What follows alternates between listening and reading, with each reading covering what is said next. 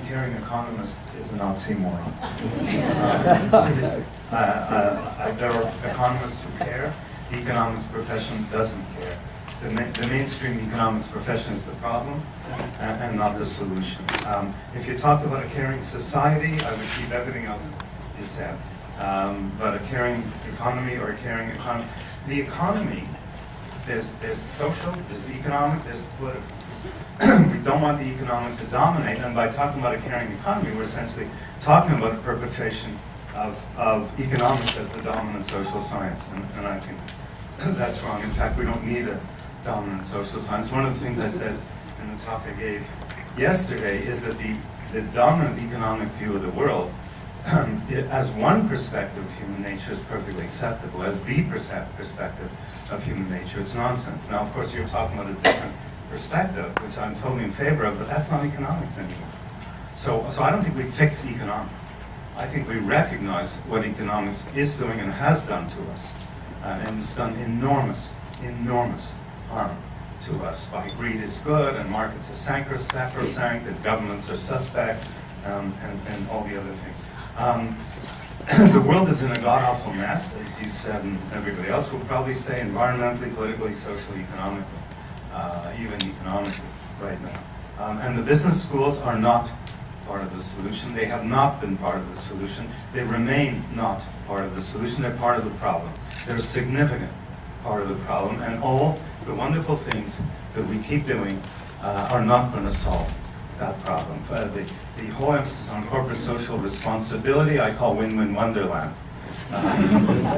Because while I applaud socially responsible corporations, and I'm totally in favor of doing well by doing good and all those other things, that's not greedy. Green retailing is not going to make up for greedy drilling.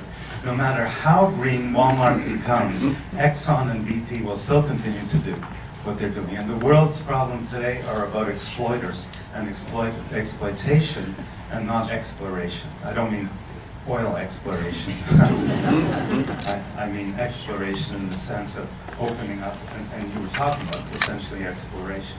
But we're consumed with exploitation in every conceivable way now, and we have to face that. I think when you talk about what we need to do, and I talk about those things too in much the same way, the overriding question is, why are we going in exactly the opposite direction? I'm in favor of caring, I believe in caring, I talk about it. Why are we going in exactly the opposite direction at an accelerating rate? We're not getting more caring, we're getting less caring. And the problem, I hope doesn't apply to your children, but the problem with cute 4-year-olds is they grow up. And they grow up into a world that's not loaded with hearts, it's loaded with skull and crossbones. That's the problem, and we have to face why that's happening. And to make a case for more caring is absolutely correct. But we also have to understand why it's not going in that direction. The problem in the American economy, it's different in Europe, the problem in the American economy is not economic fundamentally. It's not finance fundamentally, it's management. It's a collapse of management. There's been an absolute, what made America great was enterprise. Enterprise in two respects. American enterprises, which were exploring enterprises. They were creative enterprises, as Apple continues to be. And the enterprising nature of the American people. That's what made this country great. Management today is depreciating, has depreciated American enterprise in both senses. There's been a destruction of great American corporations that have been turned from explorers into exploiters. Look, I said this several times in other sessions yesterday, I'll say it again. Any chief executive who accepts to be paid 2 or 3 or 400 times as much as the workers in the company is not a leader. In other words, the Fortune 500 has almost no leaders. You can probably count them on the fingers of your 2 hands. There's no leadership. There's a complete destruction of leadership in America. And the more Americans get obsessed about leadership, the less leadership they get. So executive bonuses being another fact. How do we tolerate the fact that every time a major company, doesn't meet its numbers on Wall Street, they fire 5,000 people? How do we tolerate that? It's bloodletting. It's exactly the same as medicine used to do with bloodletting. Every corporate ill is solved by firing thousands of people. And what does that do? It destroys the sense of community in that enterprise. So it might look good on Wall Street for a few months or a few years, as long as time enough for the executives to run off with their bonuses, and absolutely and utterly undermines the sense of enterprise and the enterprise itself. So we have this constant bloodletting, and it's not, it's destroying. It's destroying companies one after another. And you saw it on Wall Street. You saw it with banking. You saw it in the automobile company. You see it in large pharmaceutical companies that have lost their way in terms of doing research. And so on and so forth. There's been a depreciation.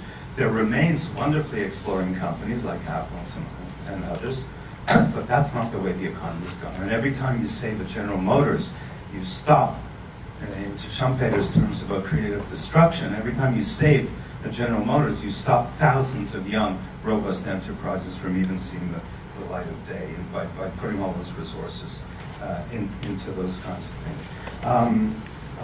And where do we stand in the business schools today? Well, let me give you a little list of where we stand in the business schools today. Maybe I won't mention shareholder value, except to say that I think shareholder value has been the worst thing for the value of the true value of American enterprises.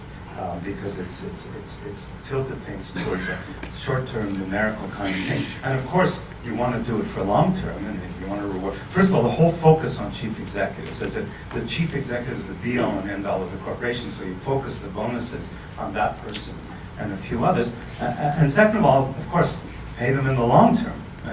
Go figure out how to do that. As soon as you figure out how you can pay a chief executive for the long-term benefits of his or her performance, that may improve things, but you'll never do it because chief executives turn over and everybody can blame everybody else, or everybody else can claim they're responsible and somebody else is not responsible. The fact is, one human being is not responsible for everything that an enterprise does, and this whole focus on leadership and individuals and not on communities and not on corporations as communities. The great chief executives, the great leaders are ones who say, my compensation is the best signal I can send to my enterprise, so I will not be allow you as a board to pay me these obscene amounts of money. And then the great chief executives are the ones who help to sustain and build or rebuild community. Those are the great chief executives, not the narcissistic people we're inundated with today. I mentioned human resources. An awful time. I'm not a human resource. I'm a human being. I'm not a human resource. I'm not human capital. I'm not a human asset. The leadership apart from management. You notice I'm mentioning all the things that business schools have been front and center with.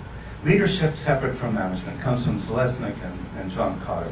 Leadership, one of the other worst things we ever came up with. Leadership is important, connected to management. Management is important, connected to leadership. Managers who don't lead are bored. Leaders who don't manage don't know what's going on. And this idea that leadership is kind of bigger and more sophisticated and higher, and management is the scut work, kind of the afterthought, is a terrible thing. But it comes out of schools that think they're creating leaders. Well, let me tell you one study I did with Joe Lampel some years ago. I picked up a book by David Ewing on the Harvard Business School and the glories of the Harvard Business School. It's literally the first sentence is the Harvard Business School is probably the most important institution in the world. That's not, and it goes down from there. But on about page 6, there's a list of Harvard superstars out of 1990. And I looked at this later and I thought, geez, what's Frank Lorenzo doing on this list? He bankrupted 3 different airlines. So Joe and I took that list of 19 in 2003 and we tracked it.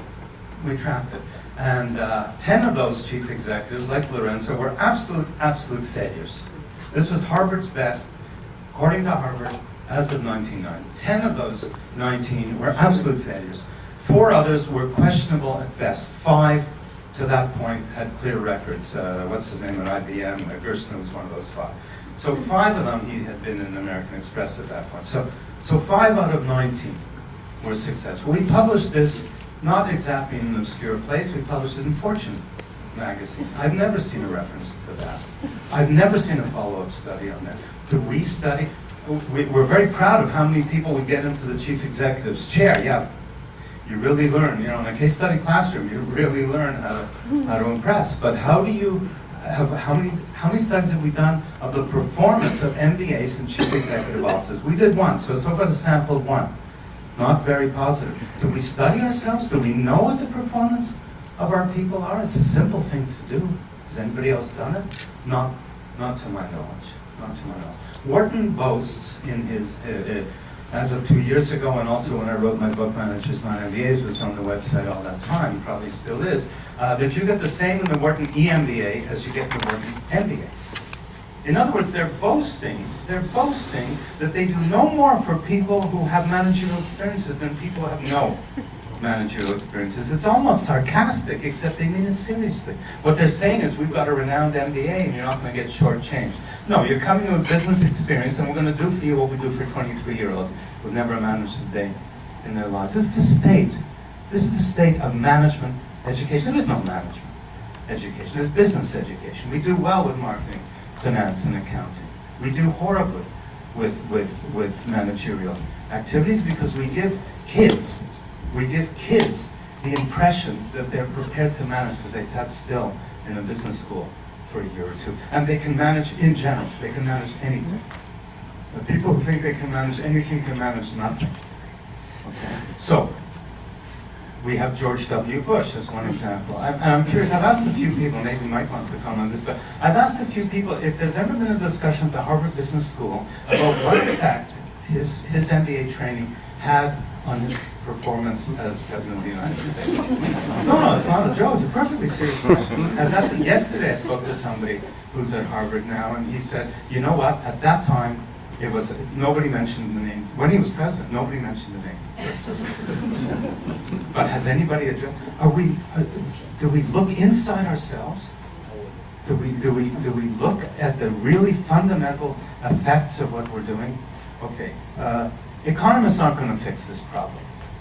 Because the problem is not economic, and economists have largely been responsible for the problem, particularly with their kind of dogmatic view of human, mainstream economists, particularly with their dogmatic view of human nature, which is, as I said earlier, is nonsense. They're not going to fix the problem. I don't think business schools are going to fix the problem. Win-win Wonderland is great, but it's not going to solve. Governments aren't even going to solve the problem, because governments have been so co-opted by essentially corporate entitlement, by the enormous power of corporations, particularly in the United States, but it's spreading everywhere, to manipulate political processes. So you have an election campaign now with hundreds and hundreds and hundreds of millions of dollars, and a Supreme Court that says corporations are persons, so they can donate what they like in one way or another to an election campaign. This is the situation we're facing. So caring is not going to do it by itself. Caring is a prerequisite, but we're going to have to do some much more fundamental things.